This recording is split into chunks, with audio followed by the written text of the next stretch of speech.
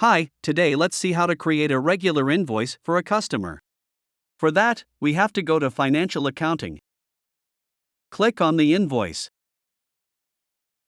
Under Invoice Type, select Regular Invoice, which is selected by default. Now, let's clear all. And enter the name of the customer for whom we want to search the regular invoice that was created earlier. Here, we can search for the invoice number. And as you can see, all the open invoices of the particular customer are displayed. I'm going to select the first invoice number. We can see the order quantity and amount here.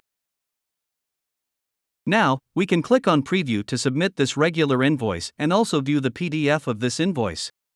As you can see, the regular invoice has been successfully created along with the amount, description, and quantity.